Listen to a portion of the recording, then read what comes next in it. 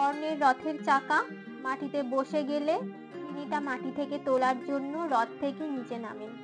এই সময় তিনি নিরস্ত্র ছিলেন।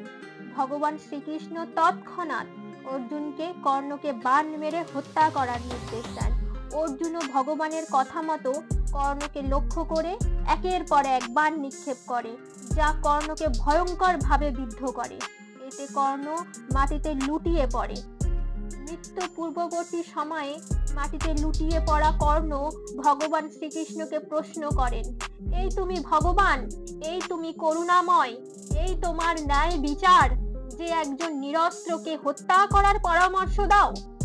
সচ্চিদানন্দ ভগবান শ্রীকৃষ্ণ মৃত হেসে জবাব দেন, চক্রব্যূহে অর্জুন পুত্র অভিমন্যু নিরস্ত্র হয়ে গেছিল যখন সকলে মিলে তাকে নৃশংসভাবে হত্যা করেছিলে। তার মধ্যে তুমিও ছিলে। তখন তোমার এই ধর্মজ্ঞান কোথায় ছিল কর্ণ? এই জগতে যে যেরূপ কর্ম করবে আমিও তাকে সেই রূপ কর্মফলই প্রদান করি।